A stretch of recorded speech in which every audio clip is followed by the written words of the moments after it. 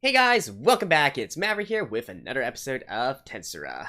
So, anyways, last episode we were kind of eased back into the series, which is great, especially for someone like me who hasn't watched the OVAs in between yet. It's been a long time since I watched anything related with Tensura, so kind of need to jolt my memories, get my bearings back and whatnot, get through all the various plot lines that we are still going through, all the various characters, and we even got our first little conflict as well with the delegation from the Beastmaster, right? Although to me, I feel like that's probably part of an overall plan. The people from that nation probably respect power more than anything else, so the people of Tempest have to show that they are not pushovers, right? And this will help them gain the opposite side's respect, and potentially make the negotiations go forward more smoothly, as ironic as that would sound. So, without further ado, let's get into the episode. Alright, let's begin in 3, 2, 1, play.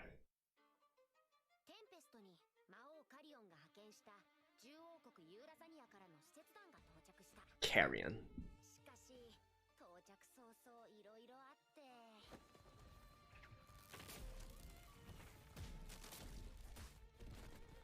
They definitely look more like they're having fun, to be honest. Especially this girl. This lady here.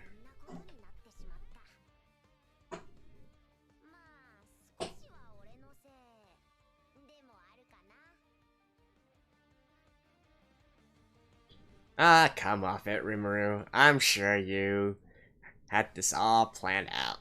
Alright. Opening first, eh?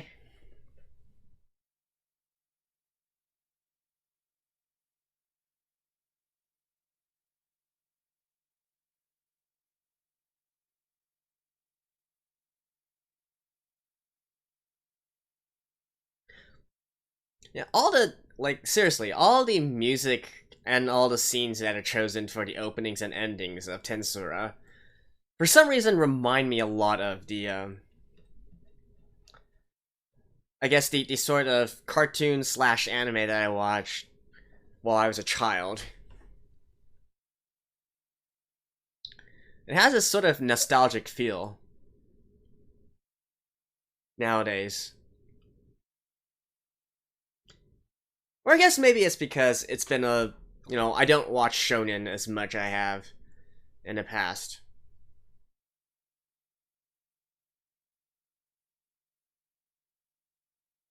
No, but even then, this is really more of a light-hearted series, all things considered.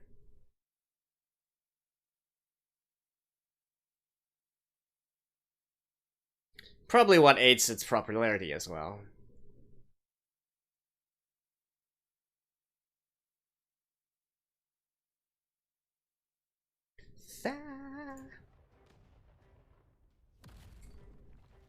Trade with the animal kingdom. Yeah, so definitely they're gonna start negotiations right after this little warm-up, I guess you could say.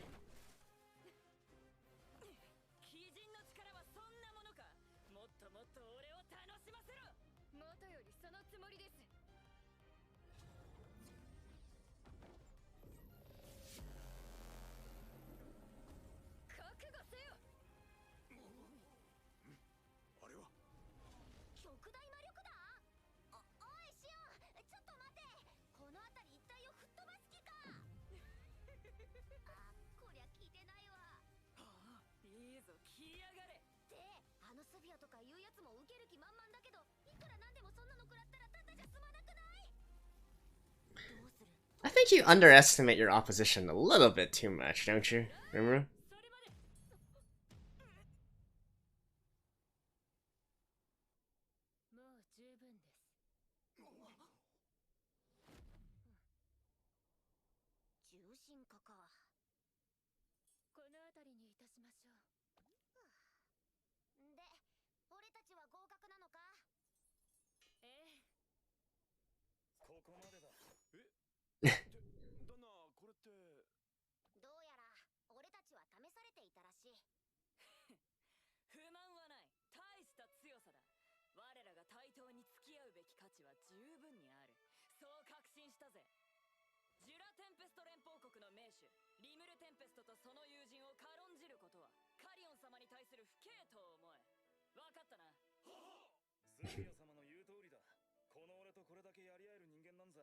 See?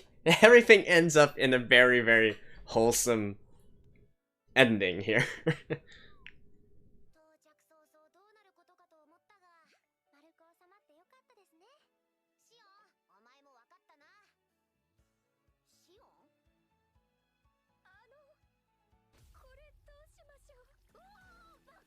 Eat it! Eat it! Eat it, Rimuru!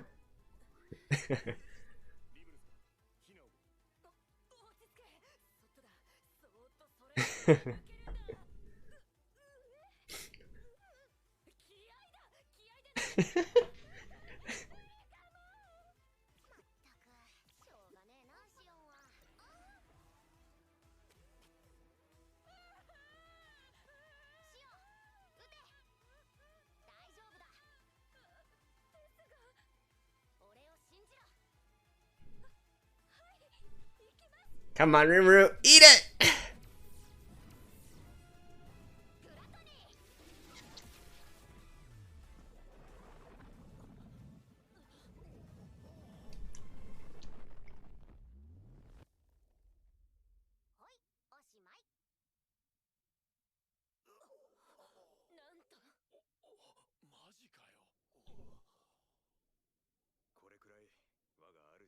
You know, I almost forgot that he actually had an actual name for that. For some reason, in my mind, I was thinking of like a giant slime, like literally eating the entire energy ball.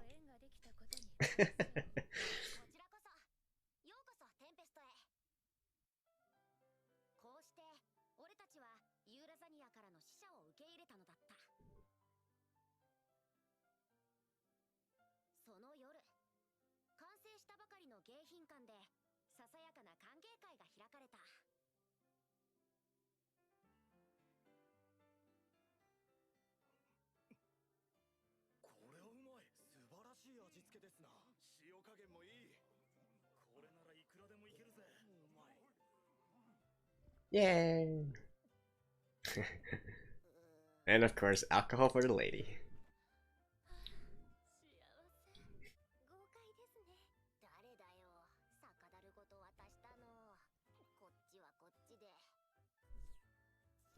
Seriously?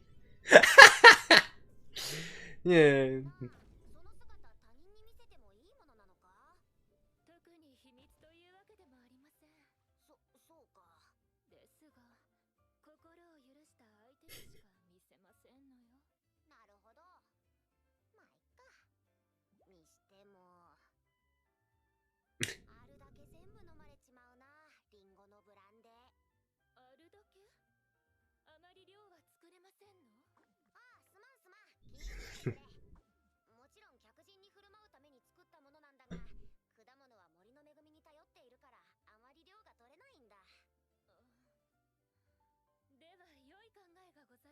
Oh, there's something back.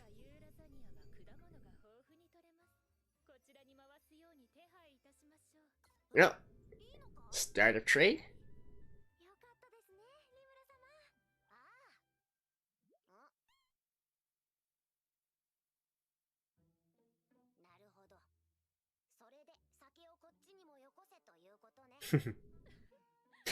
This.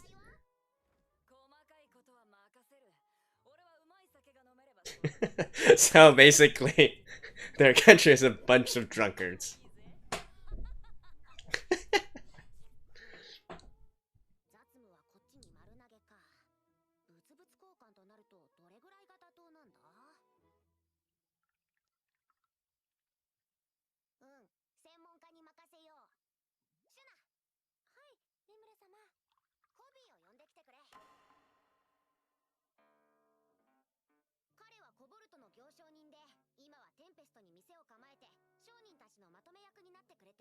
Oh.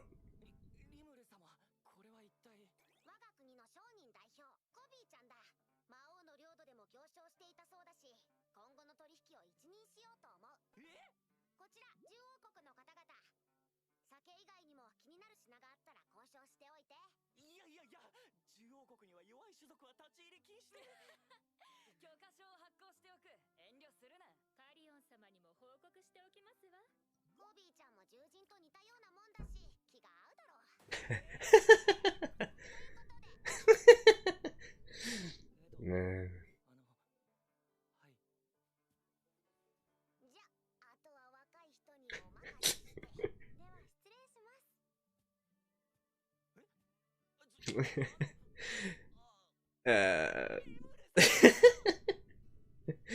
This is called throwing a sheep to the wolves, or in this case,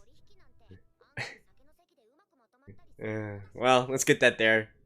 Kind of happy from all the drink and stuff.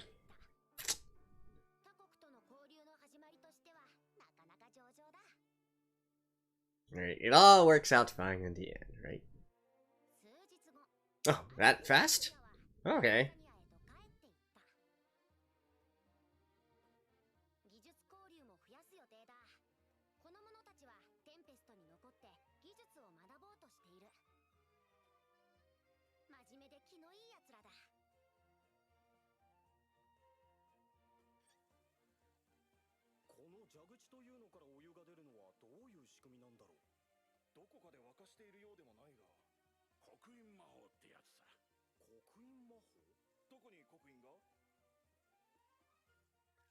It's really?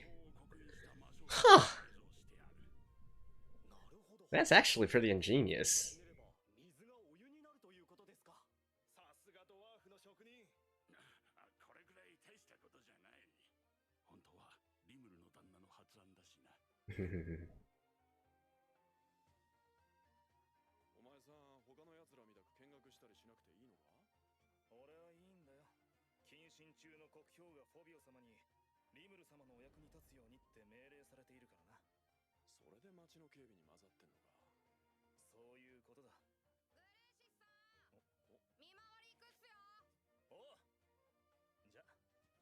Really?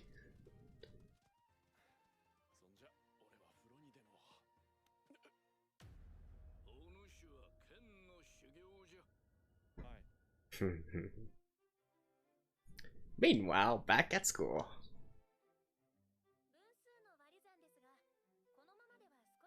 I will be trying to find some time to watch the OVAs. There's like 5 or 6 episodes I need to go through, right?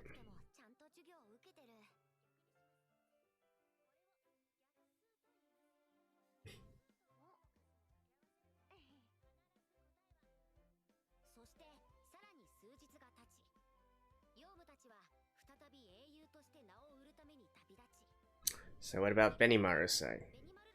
Ah, there we go.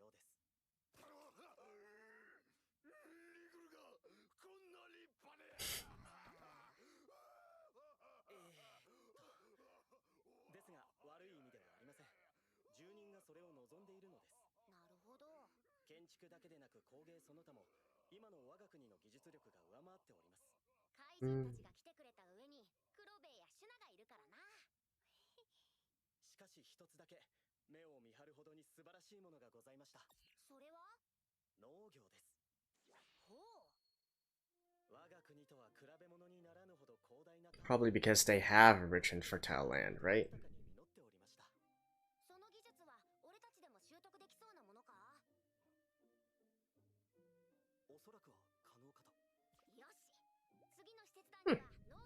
Okay, so it's just in the methods?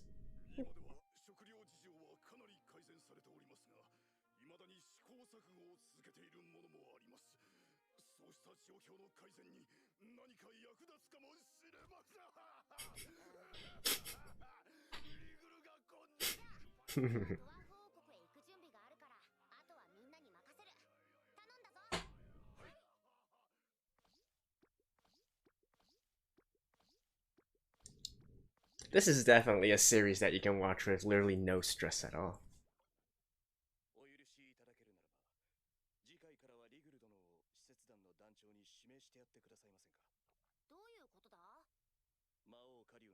信用できる人物だと判断しました。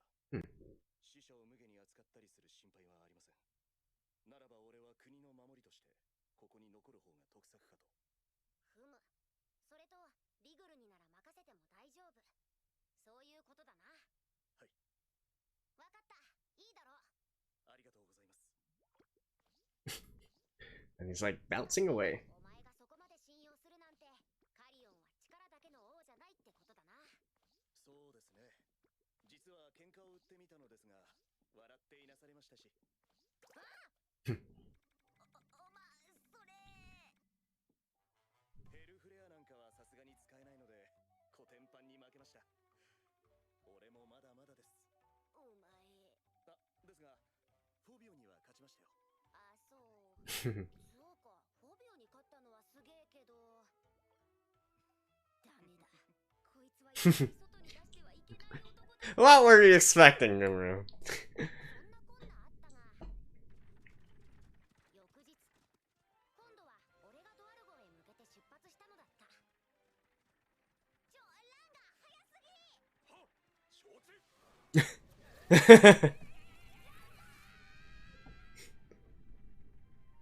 回同行してもらうのはゴブタ、ゴブゾーラ6人のゴブリンライダーとシュナとシオン。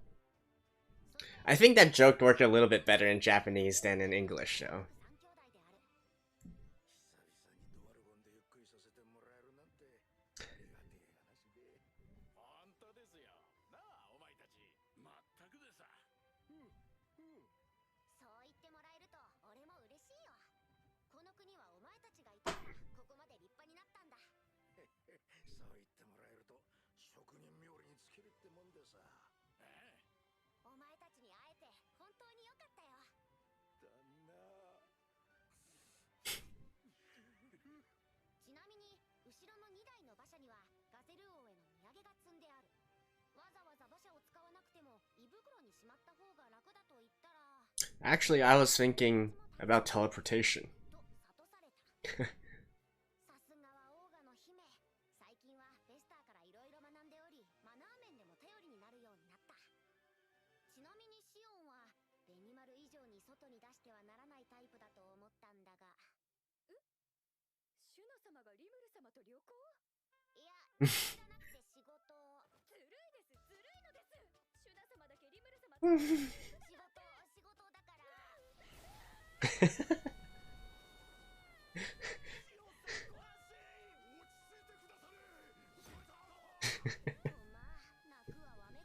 れるわ。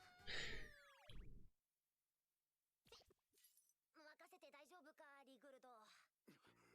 何の殺し置いていったらリグルドたちがかわいそうなので連れて行くことにしたのだった。まあ、シオンも黙っていれば有能な秘書。 This is, I guess, what they call Gatmoy? リムル様、見てください。カリュブディスとの戦いでボロボロになった道がもうほとんど片付いています。本当だ、仕事が早い。 Oh yeah, that happened. ゲルドた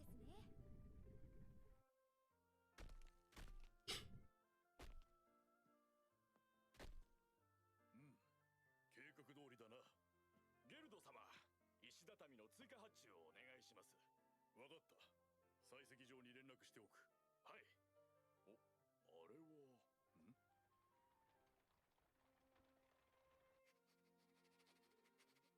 今日がドワーフ王国への出発の日でしたか。ああ、道が整っているから揺れも少なくて快適だよ。はあ、ドワーフ王国方面より折り返して作業してまいりましたので、ここより先は全て完成した道でございます。Oh, okay. さらに快適に行けそうだ。I was actually questioning that as well. Like, how come they're starting from that side? これはビールだ。飲みすぎるなよ。こうして旅は順調に進み、出発から4日目、俺たちはドワルゴンに到着したのだった。開門。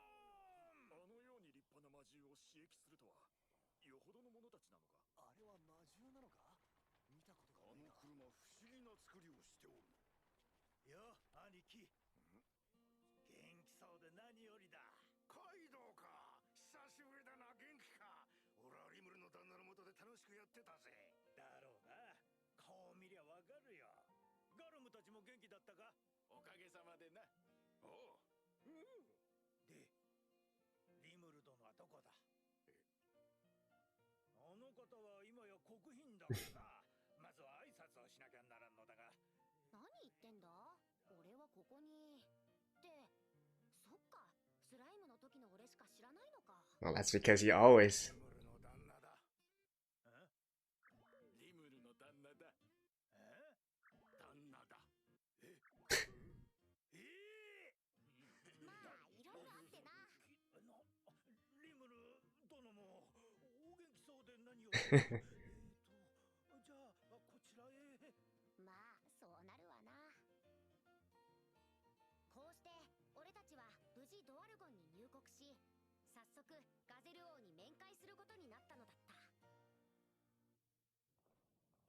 ご健勝そうで何よりです。リムル殿。ドルフ殿もお元気そうで。I don't get the translations here. Sometimes they add the honorifics, sometimes they don't. ペガサスナイツは王直属の極秘部隊なので、普段はこんな風に軍艦を装っているらしい。 Although technically, with Rimuru status right now, there should be no one in this world that doesn't call him Dono or Sama.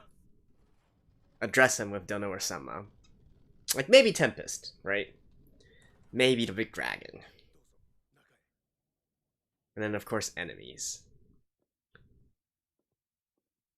Oh, how does the king address him, though? I kind of forgot. ドワルゴン、国王、ガゼルドワルゴン。久しいな、リムルよ。 Rimuru, yo. Just Rimuru. Ooh. なるほど。 Ah, it's been a while. ご苦労様。とても興味深い報告でした。ありがとう。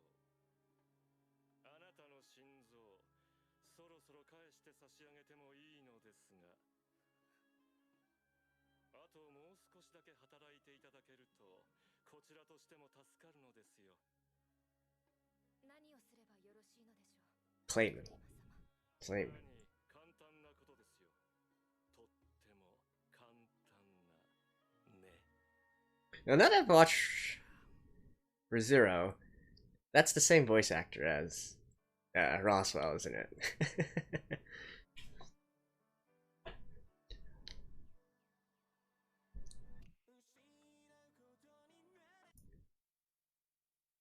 Alright.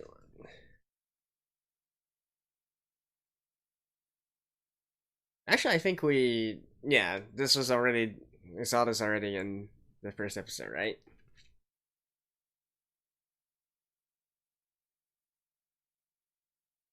Yeah, what the heck. One more time.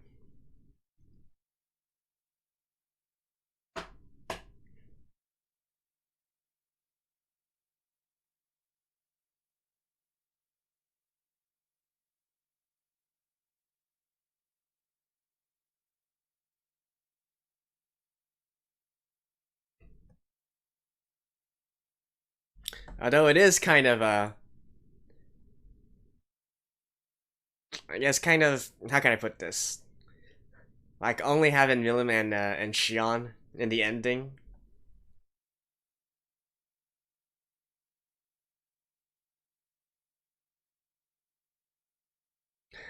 Not to mention we haven't even seen one of them yet so far.